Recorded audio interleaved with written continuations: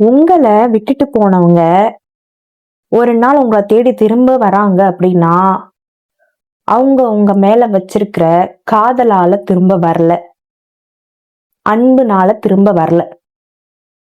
என்னடா இந்த பொண்ணு இப்படி சொல்லுது அப்படின்னு சில பேருக்கு கோபம் வரலாம், சில பேருக்கு கண்ணீர் வரலாம், சில பேருக்கு சடனா அந்த பர்சனோடைய ஃபேஸ் உங்களுக்கு ஞாபகத்துக்கு வரலாம்.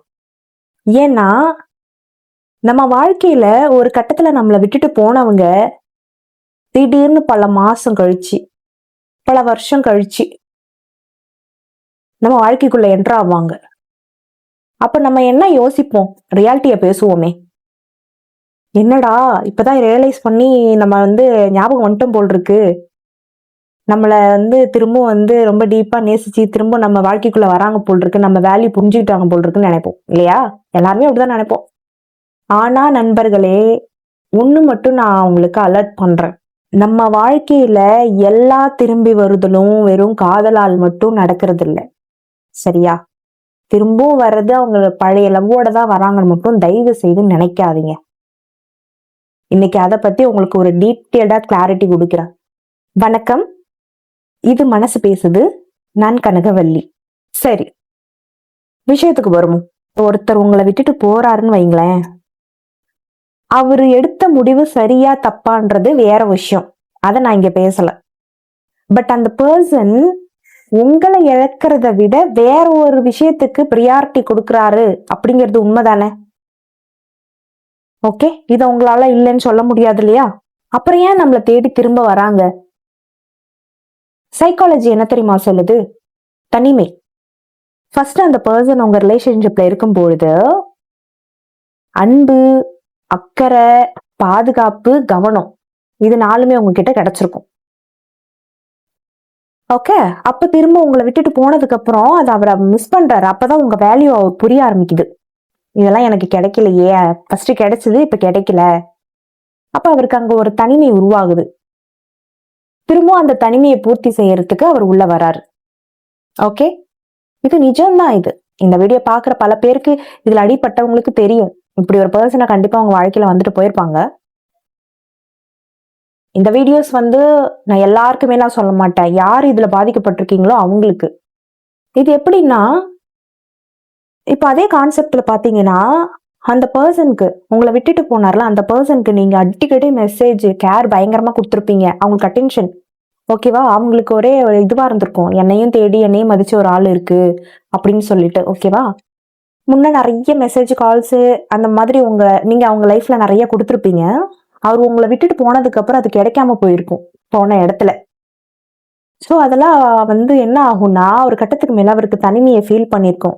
ஏதோ ஒண்ணு மிஸ் ஆகுது என் வாழ்க்கையில, அது என்னன்னு தேடும் போது அது எங்க கிடைச்சது? பழைய இடத்துல கிடைச்சது இல்லையா? அதனால அந்த தனிமைக்காக அங்க ஓடி வர்றது. ஏன்னா அவரை உங்களை தவிர வேற யாரும் தேடல, அவருக்காக யாரும் வெயிட் பண்ணல. ஓகேவா? அவரை வேல்யூ பண்றதுக்கு யாரும் இல்ல, அது அந்த பழைய ஆள் தான் கொடுத்தாரு.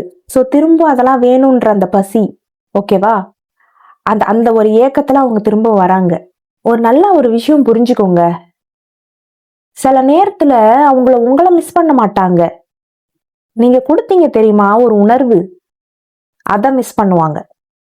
அது அவங்களுக்கு தேவை. ரெண்டுத்துக்கும் வித்தியாசம் இருக்கு. உங்களை மிஸ் பண்றதுக்கும் நீங்க கொடுத்தீங்கல உணர்வு, அதை மிஸ் பண்றதுக்கு ரெண்டுத்தையும் உட்காந்து நீங்க நல்லா யோசிச்சு பாருங்களேன், பெரிய வித்தியாசம் இருக்கும் அவங்களுக்கு என்ன தேவைன்னு. ரெண்டாவது ஒரு காரணம் நான் உங்களுக்கு சொல்றேன், நல்லா கவனிச்சுக்கோங்க, கண்டிப்பா இது உங்களுக்கு ஹெல்ப் பண்ணும். ஃபர்ஸ்ட் உங்களை விட்டுட்டு போகும்போது ஒரு குற்ற உணர்ச்சி வந்திருக்கும். அது எதனால உருவாகுதுன்னா, ஃபர்ஸ்ட் அவங்கள விட்டுட்டு போகும்போது நான் தான் சரி, அது தப்பு, நீ தப்பு, நான் சரின்னு சொல்லிட்டு உங்களை போயிருப்பாங்க. தெரிஞ்சு பண்றாங்களோ தெரியாத பண்றாங்களோ, அவங்க போயிட்டு வேற ஒரு இடத்துல நல்லா அடிபடுவாங்க. அவங்களுக்கு அது வேற ஒரு ரூபத்துல வேற ஒரு பர்சனால திரும்ப அவங்களுக்கு ரிட்டர்ன் வருது. நல்ல ஒரு பாடம் கத்து கொடுத்துருச்சு. அப்ப கொடுத்த உடனே, ஐயோ நான் பண்ணது தப்பு, நான் இவளுக்கு பண்ணதுனாலதானே இவங்க மூலியமா எனக்கு வந்துச்சு, கடவுள் என்னை தண்டிச்சிட்டாரு அப்படின்னு சொல்லி அந்த குற்ற உணர்ச்சியில உங்களை தேடி வருவாங்க.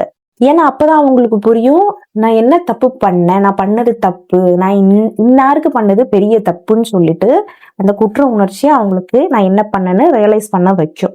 ஸோ வாழ்க்கை வந்து என்னைக்குமே நீங்க என்ன தப்பு பண்ணீங்கன்னு சொல்லிட்டு உங்களுக்கு அதே மாதிரி ஒரு சுச்சுவேஷன் கிரியேட் பண்ணி நீங்க ஒருத்தவங்க ஹார்ட்டை வந்து பிரேக் பண்ணியிருந்தீங்கன்னா, திரும்பவும் உங்களுக்கு இன்னொரு விஷயம் உங்க ஹார்ட் பிரேக் பண்ணி தான் அதை உங்களுக்கு ரியலைஸ் பண்ண வைக்கும். அதுதான் வாழ்க்கை. சரியா? நான் தான் சரி, நான் தான் சரின்னு என்னைக்குமே நினைக்க கூடாது. நம்ம எல்லாருமே தப்பு பண்ணுவோம். ஸோ என்ன சொல்ல வரேன்னா, எல்லாருமே ஒரு அனுபவத்தால மட்டும்தான் நமக்கு புரிய வரும். அனுபவிச்சாதான் புரிய வரும். அனுபவம் தான் வாழ்க்கை இல்லையா? ஸோ நீங்க வந்து என்னதான் யாருக்கு நல்லது பண்ணாலும் சரி, கெட்டது பண்ணாலும் சரி, நீங்க இன்னொரு இடத்துல அந்த அனுபவத்தை ஏற்படுத்தி தான் கடவுள் உங்களுக்கு பாடத்தை கத்துக் கொடுப்பாரு. 3வது ஒரு விஷயம், கர்மா. இந்த கர்மா வந்து ஸ்பிரிச்சுவல் ஆங்கிள் நான் உங்களுக்கு சொல்றேன். வாழ்க்கையில நம்ம கிராஸ் பண்ற எல்லா பர்சன்ஸும் நம்ம கூட நிலையா இருக்க வரமாட்டாங்க. சரிங்களா? ஒவ்வொருத்தரும் நீங்க நல்லா கவனிச்சு பாருங்க. ஒரு டைரி எடுத்து வேணாலும் எழுதுங்க. இன்னாரும் ஏன் வந்தாங்கன்னு எழுதி பாருங்களேன். அவங்க உங்களுக்கு ஏதோ ஒரு விஷயத்த கத்துக் கொடுத்துட்டு போயிருப்பாங்க. ஒரு பாடம். நம்மளை வளர்க்கறதுக்கு நம்ம கிட்ட இருக்கிற மைனஸை நம்மளுக்கு காட்டுவாங்க. நம்மளுக்கு கிட்ட இருக்கிற பிளஸ்ஸை நம்ம கிட்ட காட்டுவாங்க. நம்ம யாருன்றதை நம்மள்ட்ட காமிச்சிட்டு போவாங்க. அது ஏதோ ஒரு உறவுனால வந்து லிங்க் ஆகும். அது ஏன் வருதுன்னு நமக்கு தெரியாது. அதை அனுபவிக்கும் போது தான் தெரியும். சரியா? அதை நீங்க டீப்பா உள்நோக்கி போகும்போதுதான் வாழ்க்கையில ஏன் ஒரு ஆன்மா இவங்கெல்லாம் எல்லாமே ஒரு ஆன்ம பண்டம் தான். ஆன்மாக்கள் நம்மளோட வருவது எதற்கு? அது ஏதோ வருது, அது ஒண்ணு பண்ணிட்டு வெளியில போறது எதுக்கு? எல்லாமே நமக்கு நிரந்தரமே கிடையாது. சரியா? வாழ்க்கையே நமக்கு நிரந்தரம் கிடையாது. சோ நான் என்ன சொல்ல வரேன்னா, எல்லாருமே நம்மளை காதலிக்க வரமாட்டாங்கங்க. நம்மள ஒரு பர்சனலா வந்து சேஞ்ச் பண்ண வருவாங்க. நம்மளை மாத்த வருவாங்க வாழ்க்கையில. கடவுள்னா என்ன, நேர்ல வந்து உங்கள்கிட்ட சாமி நான் வந்துட்டு அவனை மாத்த போறேன், அதெல்லாம் படத்துல. கடவுள் வந்து இப்படிதான் மனிதர்கள் ரூபமா இந்த யூனிவர்ஸ், இந்த பிரபஞ்சங்களில் ஏதோ ஒரு உருவத்துல வந்து உங்க கூட நீ இப்படி இருக்கப்பா, நான் உன்னை இப்படி மாத்துறேன்னு சொல்லிட்டு உங்களோட இப்படிதான் வருவாரு. ஒரு பர்சன் மூலியமா வந்து உங்களை மாத்துறதுக்கு வருவாரு. சரியா? சோ கர்மான்றதை என்னைக்குமே நீங்க ஒரு தண்டனையா மட்டும் எடுத்துக்காதீங்க ப்ளீஸ். அது ஒரு தண்டனை கிடையாது. அது சில நேரங்கள்ல அது உங்களுக்கு ஒரு விழிப்புணர்வு தான் அது. காலம் செய்வதை கோலம் செய்யாதுன்னு சொல்லுவாங்க. சோ இப்படிப்பட்ட மனிதர்கள் திரும்ப வருவதும் போவதும் கர்மா பேலன்ஸ் கொடுக்கதான். கர்மாவை கழிப்பதற்கும் கர்ம கணக்கை ஏத்துவதற்கும் இறக்குவதற்கும் தான். சில பேர் நம்ம கூடவே இருந்துகிட்டே இருந்தாங்கன்னா நம்ம வேல்யூவை புரிஞ்சுக்கவே மாட்டாங்கங்க. போனா மட்டும்தான் நம்ம வேல்யூ என்னன்னே அவங்களுக்கு புரிய ஆரம்பிக்கும். நிறைய பேர் உங்க வாழ்க்கையில சொல்லியிருப்பாங்க, நீ இருக்கும்போதெல்லாம் உன் வேல்யூ எனக்கு தெரியல, நீ என்ன விட்டு போனதுக்கு அப்புறம் தான் உன் வேல்யூ என்னன்னு தெரிஞ்சதுன்னு. So that's also ஃபைன்ல.